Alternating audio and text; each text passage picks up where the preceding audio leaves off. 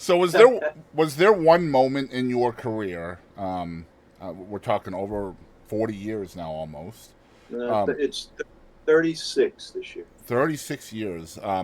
Was there one moment, one success or failure, or one song or other event in your life that made you reflectively think, "Hey, you know what? I've made it. I've done okay." Hmm,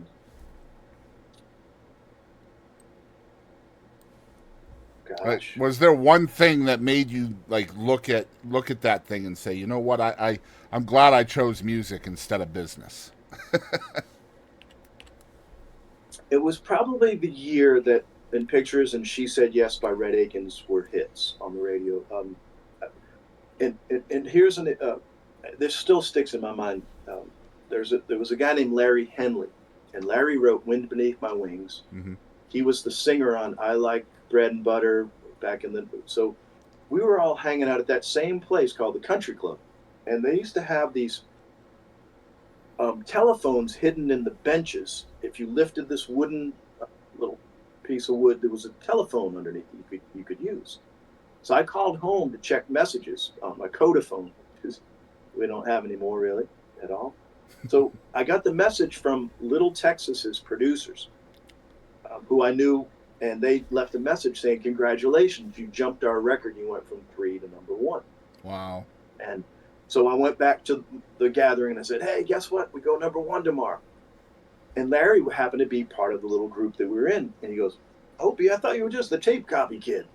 So it was one of those moments like, oh, these guys that were my heroes, all of a sudden, I wouldn't say they respected me now, but there was a little bit more of like, "Hey, welcome to the club," kind of Yeah. thing. Hmm. And that was probably the year that happened.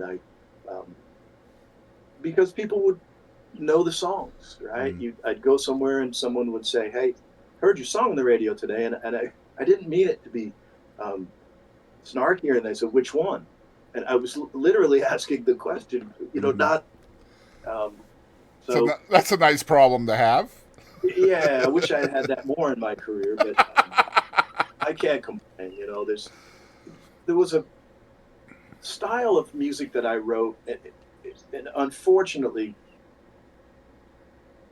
beats per minute was always a little slower than what radio normally plays. If you looked at radio play, even back then, you'd get a ballad or a slow mid every 8 or 10 songs. The rest of them would all be up tempo, Hmm. rocking songs, and that wasn't really how my heart beat musically. I remember when we go in and demo songs, I'd play the work tape or play it live for them, and we'd always end up taking it up a few beats per minute. We'd always take it up to make it a little more commercial sound. It was just there's another funny story about that tempo stuff. There was a song plugger. It was the same guy who was cheating with the bartender. He used to have this knack of he'd take a demo, and we used to have what are called VSOs, very variable speed oscillators on the old. Okay. Because back then you would use reel to reel, quarter inch, and you'd make a cassette copy to go pitch the song. He got into this habit.